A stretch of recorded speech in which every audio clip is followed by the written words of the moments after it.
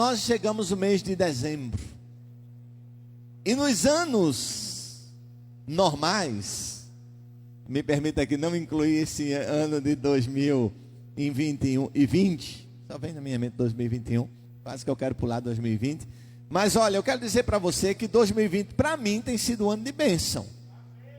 Tá bom? Eu não tenho olhado só, houveram surpresas para nós, houveram perdas para nós, houveram ganhos para o céu. A gente só olha a perda para a gente, mas tem um ganho para o céu.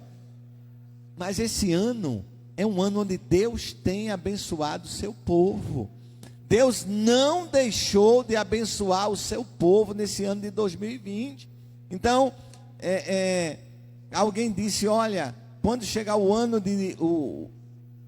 a passagem de ano, o momento do ano novo, e faltando 2 minutos, vamos todos, e eu pensei que a pessoa fosse dizer, vamos todos pedir oração, vamos todos orar. Ela disse, não, vamos todos dizer feliz 2025, para pular esse ano. E eu disse, olha, mas espera aí, esse não é um ano para pular não, esse é um ano para a gente agradecer também a Deus, porque Deus é Deus nesse ano também. Deus é Deus de maravilhas, Deus tem feito maravilhas neste ano. Então a gente precisa ter um olhar, né, diferenciado. Mas chegamos no mês de Natal, o mês de dezembro. E dezembro é um mês que nos remonta a comemoração, para mim, mais bonita do ano. Eu sou fã do Natal. Eu sou assim, eu me encanto muito com o Natal.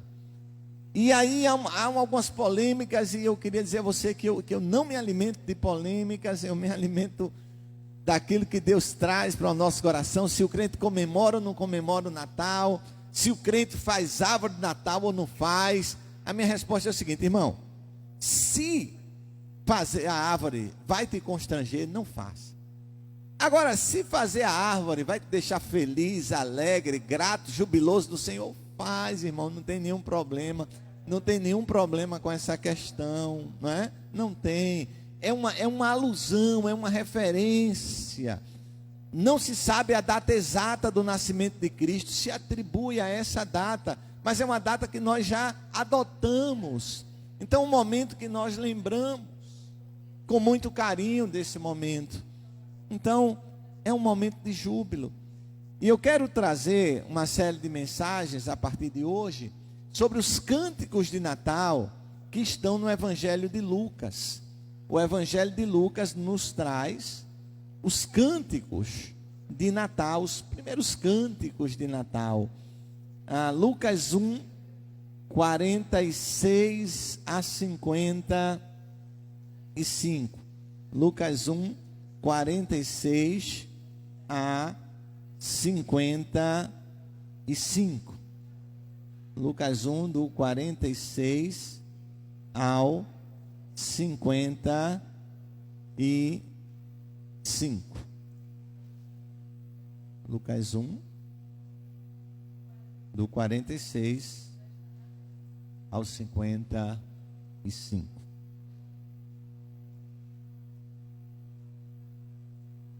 Disse então Maria: a minha alma engrandece ao Senhor, e o meu espírito se alegra em Deus, meu Salvador, porque atentou na baixeza da sua serva, pois eis que desde agora todas as gerações me chamarão bem-aventurada, porque me fez grandes coisas, o poderoso, e o santo é o seu nome, e a sua misericórdia é de geração em geração sobre os que o temem.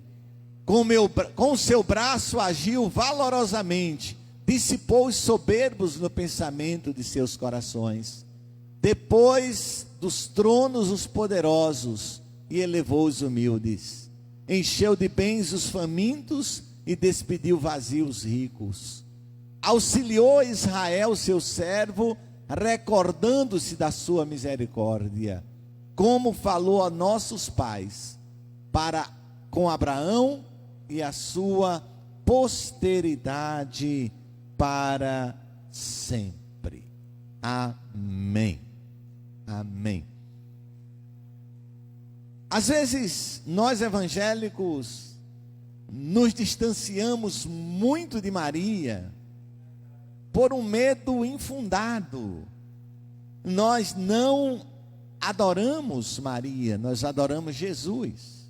Mas nós não podemos tirar Maria do local de destaque que ela tem, por ter sido aquela que foi escolhida por Deus para ser o canal de encarnação do Salvador Jesus Cristo.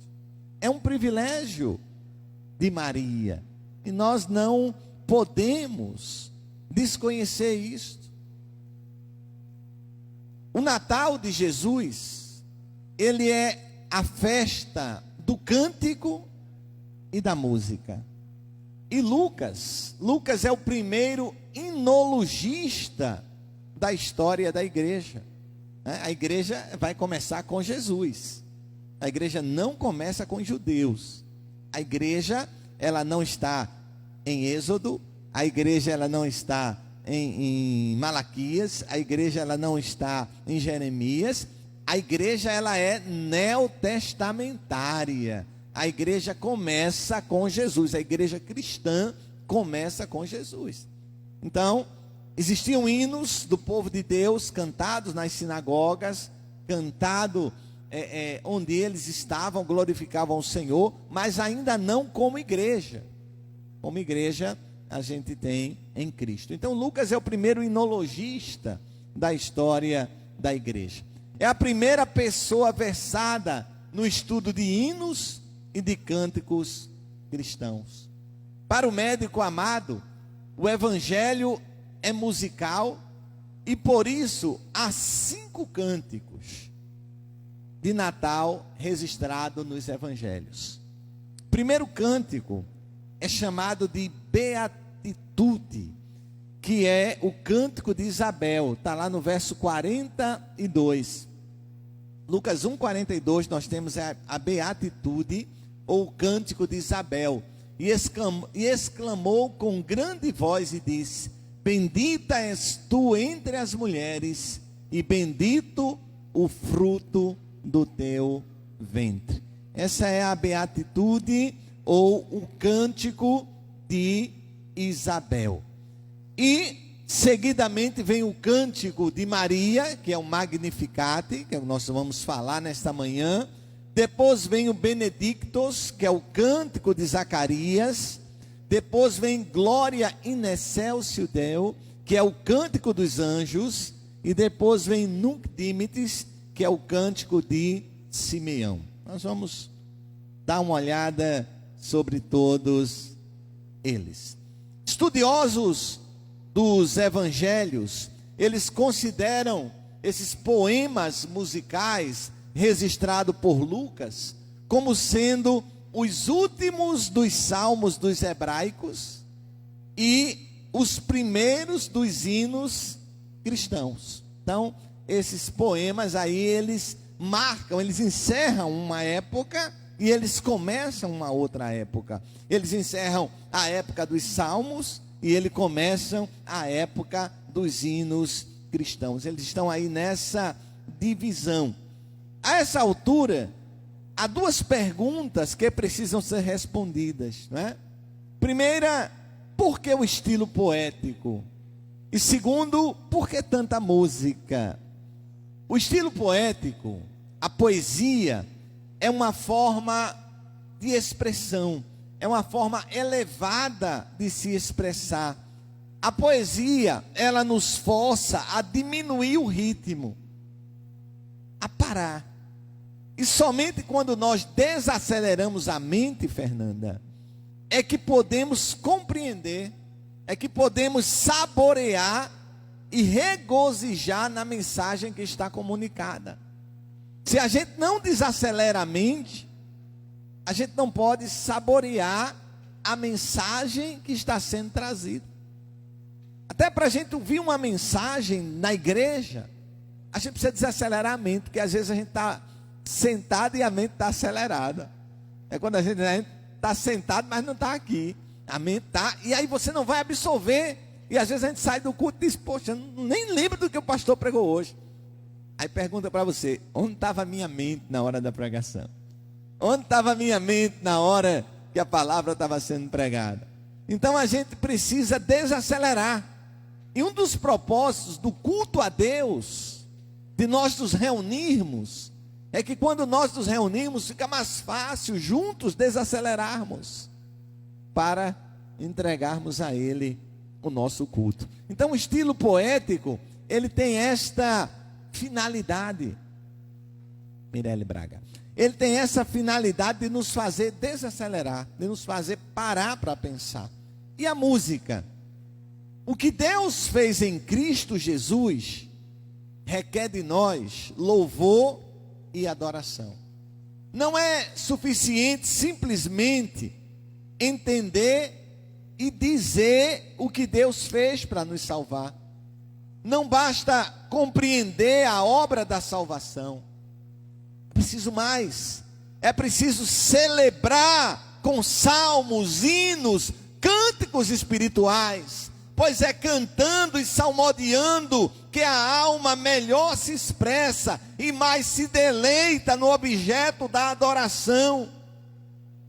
Sobre a importância da música, o filósofo Aristóteles, ele registrou o seguinte: ele diz: a música usada dignamente é um dos meios mais eficientes para a educação e instrumento de um povo. Ela tem tanta relação com a formação do caráter que precisamos ensiná-la às crianças. Talvez por isso, muito tempo as escolas adotaram a cadeira de música. Hoje eu não sei nem se existe mais essa cadeira de música nas escolas, mas durante muito tempo essa cadeira era extremamente importante nas escolas. Magnificat, o cântico de Maria. Estudando o cântico de Isabel, ou Beatitude, nós descobrimos que benditos, e a palavra benditos quer dizer o quê? Bem-aventurado, feliz, são aqueles que permitem que a obra de Deus em suas vidas se submetam ao plano do Senhor para eles, que se oferecem para, pela fé, carregarem em si o Salvador. Hoje nós olharemos para o cântico de Maria, o Magnificat, e porque o seu cântico é uma belíssima expressão da sua fé, e não apenas da sua fé, mas do seu amor pelo Deus da sua salvação. Nós aprenderemos 4 lições sobre adoração, o conteúdo da adoração, a forma da adoração, o motivo da adoração e o objeto da adoração. O conteúdo da adoração. Lendo cuidadosamente o cântico de Maria, às vezes a gente passa por esse texto e não para nele. A gente é acostumado a parar em alguns textos que são textos clássicos, e a gente para. Mas talvez você já passou tantas vezes por esse texto e nunca parou, né? Embora é a segunda vez que eu trago essa série de mensagens aqui para a igreja, você não parou sobre ele. Mas quando a gente para e a gente vai ver cuidadosamente esse cântico de Maria, é possível notar um fato importantíssimo. Qual é esse fato? O cântico de Maria, ele está repleto de passagens bíblicas do Antigo Testamento. O que Maria está dizendo no seu cântico, no Magnificat, ela está recitando passagens bíblicas do Antigo Testamento. Além de ecos do cântico de Ana, lá em 1 Samuel 2, cada palavra ou expressão do texto parece ser uma citação ou uma alusão a alguma passagem do cânon hebraico. ela cita pelo menos 12 livros. Ela cita Gênesis, Êxodo, Deuteronômio, 1 Samuel, Jó, Salmos, Isaías, Ezequiel, Miqueias, Abacuque e Zacarias. Ao todo são 40 citações. A Bíblia diz que a palavra de Deus habite ricamente no seu coração. Colossenses 3,16. É importante ressaltar que Maria não faz simples citações. Maria não faz simples citações. Não há distorção teológica ou de contexto para se provar um pretexto. Nada disso. Maria, com a idade de 14 a 16 anos, ela já conhecia apropriadamente os textos e a teologia do Antigo Testamento. Naquele tempo, a palavra era ensinada às crianças. As crianças liam, as crianças memorizavam. E como é importante memorizar a palavra. Quanto texto bíblico que eu sei hoje decorado, veio lá dos meus 9, 10, 11 anos de idade, André Gustavo. Era nesse período que eu decorava os textos, porque na minha união de juniores, pastor Fernando, era estimulado a decorar textos, Luiz. Nós decorávamos o texto e nós tínhamos que procurar um adulto da igreja, Álvaro, e chegar para aquele adulto e dizer: olha, eu já aprendi João 14, de 1 a 6. E o irmão dizia: então você vai recitar para mim. E aí eu recitava o texto. E o adulto assinava lá na minha lista que eu tinha recitado o texto para ele. E aí eu ganhava uma estrela. Tinha uma coroa para ser formada com as estrelas. E com isso eu fui aprendendo textos bíblicos da palavra. Textos que até hoje estão na minha memória, que eu não esqueci. E Maria, ela tinha aprendido esses textos, mas não apenas aprendeu, mas ela compreendeu esses textos. Então, às vezes a gente pensa que tudo aconteceu na vida de Maria assim. O anjo chegou e disse: Maria, Deus te escolheu e você vai ser aquela que vai trazer o Salvador ao mundo. E Maria não compreendesse nada da história. Mas Maria sabia e conhecia que havia a promessa do Messias. Maria tinha conhecimento. O que enche o coração de Maria de júbilo, de alegria, é que ela tinha conhecimento da palavra. Às vezes Deus está realizando coisas na nossa vida e nós não nos alegramos porque não temos conhecimento da palavra. Às vezes Deus está realizando, cumprindo promessas, e a gente não está jubilando, não está se alegrando por não conhecer aquelas promessas. Deve ser bíblico o conteúdo da adoração. Quando lemos as cartas do Novo Testamento, descobrimos que a igreja primitiva, ela utilizava-se da música com conteúdo bíblico, com pelo menos 3 propósitos. Primeiro propósito, a igreja primitiva usava a música como conteúdo bíblico para comunicar verdades teológicas. Está lá em Filipenses 2, do 6 a 11, eu não vou ler por causa do horário. Segundo, ela usava a música para fixar conteúdos bíblicos. Veja, meus queridos levitas do Senhor, que a música não é por acaso. A música não é simplesmente para ocupar um tempo. Mas a música tem uma relevância no culto. A música tem uma relevância na pedagogia do ser, do cristianismo. Ela tem um propósito. Agora, para isso não pode ser qualquer música. É isso que muita gente não entende. Para que o propósito aconteça, meu querido Landerson, não pode ser qualquer música. Ela precisa ter um conteúdo bíblico e ela precisa conter pelo menos 3 propósitos. Que propósito? Comunicar a verdade teológica. fixar conteúdo bíblico e expressar louvor e adoração. A música precisa atender esses 3 requisitos, não é?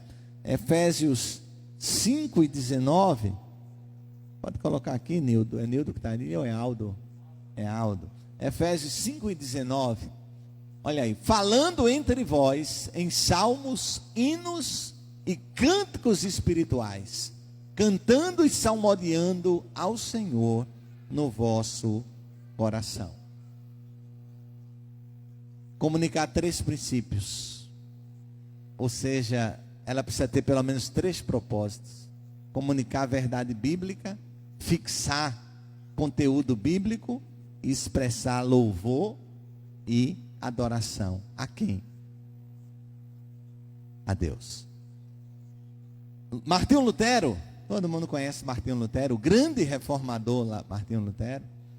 Então, na biografia dele, sabe-se que o pai da reforma protestante, ele foi um homem de música e de oração. Ele era um homem de música e de oração. Disse que ele orava regularmente 2 horas por dia. E no dia que ele tinha muita coisa para fazer, sabe o que acontecia? Ele orava 4. Ele orava 2, mas se ele tivesse muita coisa para fazer, ele orava 4. Esse é um princípio que eu tenho tentado aprender. Quando eu tenho mais coisa para fazer, eu preciso orar mais, porque a oração, ela vai trabalhar em meu favor. Então vai ser mais leve para mim a minha carga se eu tenho mais o que fazer. Então a gente diz, eu tenho muito o que fazer, eu não tenho tempo para orar.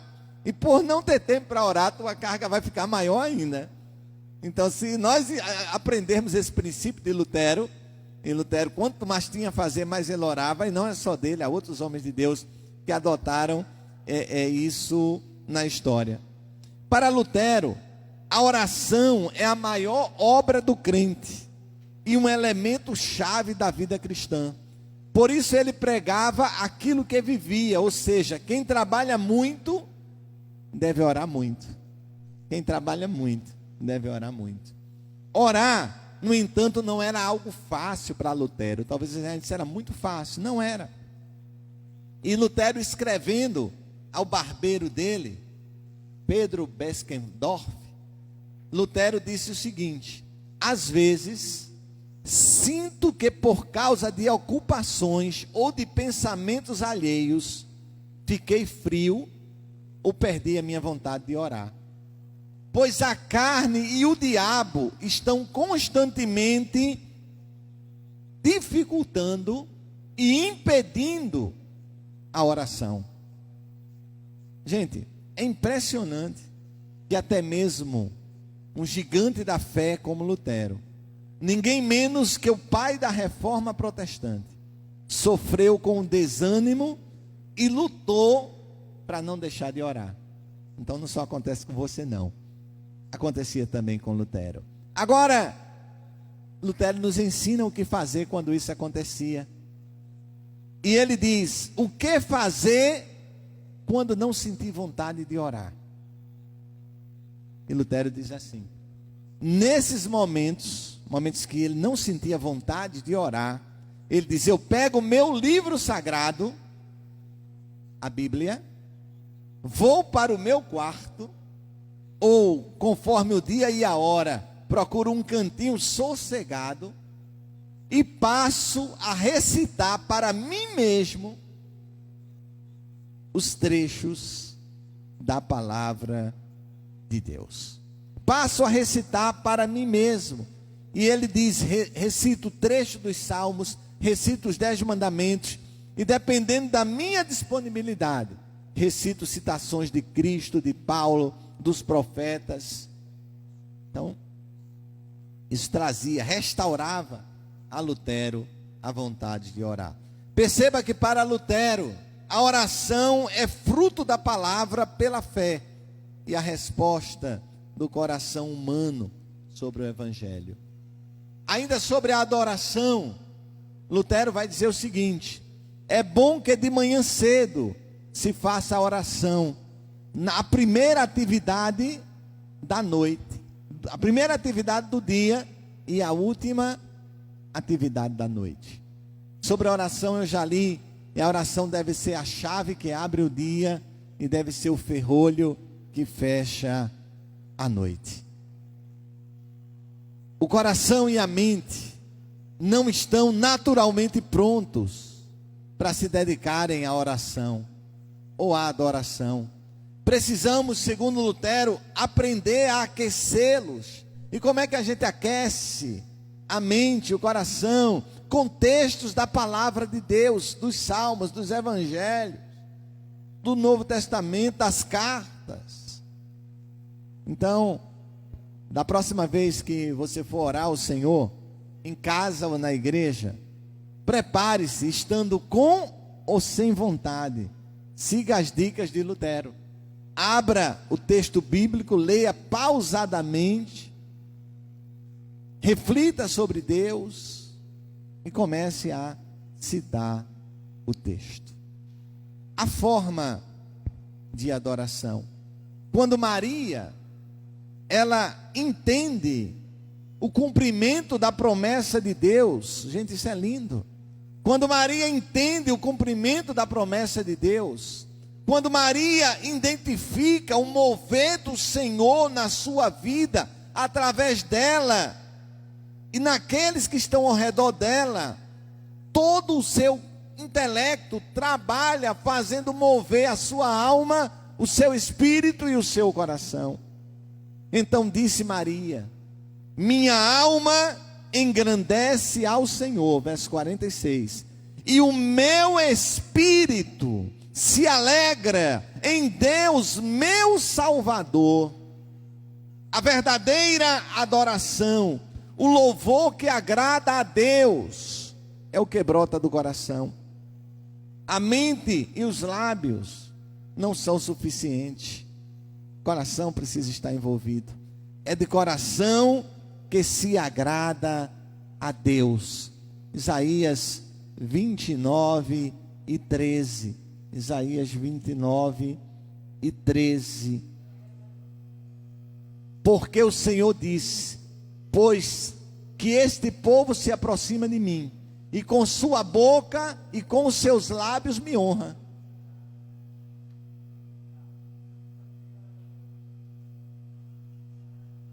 mas o coração se afasta para longe de mim, e o seu temor para comigo consiste só em mandamentos de homens que foi instruído. Meus irmãos, a gente podia fechar a Bíblia e ir para casa agora, né? Então a gente não pode envolver na adoração apenas os lábios. Esse povo me honra com os lábios, mas o seu coração está longe. Então não é apenas o que eu canto, mas é como eu canto. Meu coração, minha emoção, meu sentimento está nesse negócio. Em espírito, com a alma, com ânimo, com as emoções. João 4:24 diz: Deus procura adoradores que o adorem em espírito e em verdade. Deve ser de coração a forma de adoração. Por quê? Porque só de coração é que se honra alguém. E se não for expressa de coração, a alegria não se completa. A alegria não se completa. Agora, como continuar adorando quando eu sinto que não é de coração? Como adorar de coração se não tenho vontade? Então, algumas dicas aí para a gente, né? Primeiro, olhe para Jesus com expectativa. Não se concentre em seu coração sem vida. Em vez disso, olhe para Jesus com fé, confiando nele para encontrá-lo, ajudá-lo, mudá-lo. Olhe para Cristo com fé nas Escrituras. Ore e peça que Ele o ajude a adorar. Às vezes o coração da gente não está pronto para adorar naquele momento, naquela hora, naquele culto. Às vezes eu estou cultuando e às vezes eu sinto que a adoração não está fluindo de mim como eu gostaria. E às vezes olhando para um irmão e a forma como aquele irmão está adorando, aquela forma me contagia. E é como se o coração recebesse aquele choque ali. A gente dispara e começa a adorar o Senhor de coração. Às vezes a gente está adorando só de lábio. Mas aí a gente olha para um irmão e a forma como aquele irmão está adorando. Quantas vezes eu tenho sido impactado aqui neste tempo por olhar daqui para lá, identificar algum irmão, alguma irmã, às vezes uma criança adorando. A gente tem um exemplo aqui de um congresso. Na época uma criança, hoje ela já é mãe, Bianca Richelli. E Bianca, na época eu nem sabia quem era Bianca. E assistindo o vídeo, uma criança cantando aquele hino Entoarei Louvores. E olhando para ela, ela estava ali nesse cantinho aqui, olhando para ela e ela cantando e as lágrimas descendo. E as lágrimas dela desciam. Eu dizia, meu Deus, quem é essa criança que está cantando com coração? Não é que sempre que a gente canta com o coração a gente tem que chorar, não, tá? Cada um expressa seu sentimento de alguma forma. Por exemplo, quando você quer às vezes que a pessoa adore, levante a mão.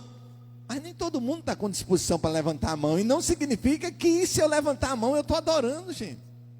Eu posso estar com a mão no mesmo lugar aqui, está adorando, meu coração está adorando, não está... levante a mão, quem não está levantando a mão, e aí começa a meter o pau em quem não está levantando a mão. Mas irmão, é o que está no coração, é o que está no coração.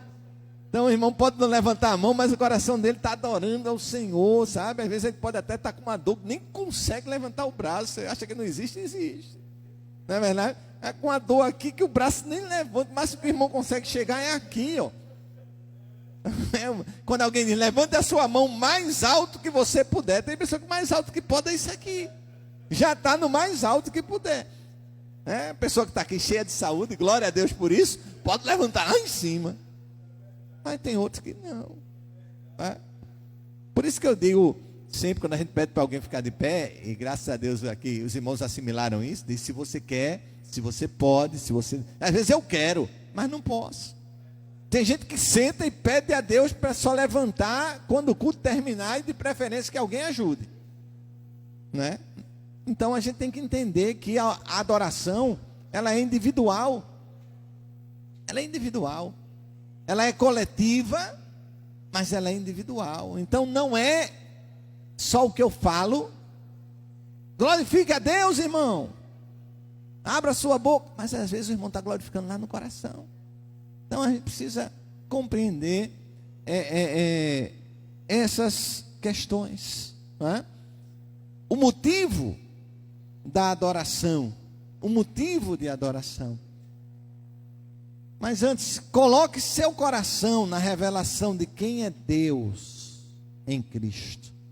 Se a adoração vem dessa forma, ela vai ser um combustível para você. Motivo da adoração, além do conteúdo bíblico, né? A adoração ela precisa ter um conteúdo bíblico. A adoração precisa ser de coração. Maria nos ensina, pastor, Maria nos ensina. Maria nos ensina. As pessoas ensinam com atitudes. Maria nos ensina que o motivo da adoração, né? Ele pode se ver no cântico 3 motivos. No Magnificat a gente vai ver 3 motivos principais para a adoração. O primeiro deles é a graça salvadora. Então disse Maria: minha alma engrandece ao Senhor, e o meu espírito se alegra em Deus meu Salvador, pois atentou para a humildade. Eu gosto mais dessa palavra, humildade. Pois atentou para a humildade da sua serva. Maria estava dizendo: olha, Deus olhou para a mais humilde pessoa que existe aqui. Deus olhou para a pessoa menos qualificada deste lugar, deste vilarejo. Deus escolheu a pessoa que não tinha qualificação alguma. Maria não está dizendo: eu sou a melhor de todas as jovens daqui. Eu sou a mais pura de todas as jovens daqui, por isso Deus me escolheu. Não. Maria nos dá uma lição tremenda de humildade. Ela diz: minha alma engrandece ao Senhor, porque é Ele, e o meu espírito se alegra em Deus, porque Ele atentou na minha humildade, Ele atentou na minha desqualificação, Ele me encontrou. Deus escolhe os que não são para envergonhar os que são. E aí ela diz: de agora em diante todas as gerações me chamarão bem-aventurada. E não é assim até hoje? Não é assim até hoje? Pois o poderoso fez grandes coisas em meu favor. Maria atribui a Deus, é Ele, é a graça. A graça é o que eu não mereço, a graça é o que eu não esperava receber. No Cântico de Maria, no Magnificat, nós encontramos a justiça divina, a sua misericórdia, verso 50, a sua misericórdia estende-se aos que o temem de geração em geração. Ele realizou poderosos feitos, com seu braço dispersou os que são soberbos no mais íntimo do coração. Maria ainda vai nos mostrar a providência soberana de Deus, nos versos 54 e 55. Nossa adoração a Deus deve ser pelo que Deus é, e não pelo que Deus faz. Nós o adoramos pelo que Ele é, porque Ele é Deus. Semana eu estava ouvindo e pensando na canção, aquela canção que diz: ninguém explica Deus. E ouvindo aquela canção, pensando, eu dialogava comigo mesmo. Às vezes eu faço isso, não é? Se alguém explicasse Deus, é o que muita gente quer explicar Deus. No momento que alguém explicasse Deus, Deus deixaria de ser Deus. Porque se o homem finito, limitado, vai explicar Deus, ele vai querer ter domínio sobre esse Deus. Então o homem não consegue alcançar Deus. Então ninguém explica Deus. Maria reconhece que Ele é soberano, e nós devemos adorá-lo pelo que Ele é. O objeto da adoração. Maria revela que o objeto da adoração não era outro senão o Senhor e Salvador Jesus Cristo. Você sabe qual é o maior mandamento de Maria? É: fazei tudo quanto Ele vos disser. Esse é o maior mandamento de Maria. Quem quer obedecer Maria tem que obedecer Jesus, porque Maria disse: fazei tudo quanto Ele vos disser. Esse é o mandamento de Maria. Maria revela que o objeto da adoração é Jesus. Então minha alma engrandece ao Senhor, e o meu espírito se alegra em Deus, meu Salvador. A adoração é como Deus Pai, é como Deus Filho, é como Deus Espírito Santo. Magnificat, o cântico de Maria. Nós vemos alegria plena para aqueles que têm recebido o Salvador. E nós que recebemos o Salvador devemos viver para magnificá-lo, para engrandecer, para adorar em espírito e em verdade. Chama o Ministério do Louvor aqui à frente. Que neste Natal você receba Jesus no seu coração e cante como Maria. Experimente a alegria de louvar a Deus. Não há sentimento igual.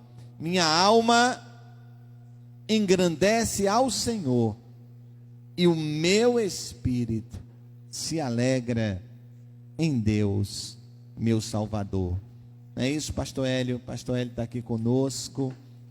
Ana Maria, Patrícia Alves, meu pastor Walter, Aldicione, nossa querida irmã Aldicione, mãe do André Gustavo, glória a Deus. Isa Alves, está cultuando em Maceió. Paz para Isa, paz ao meu querido Ailton, não é?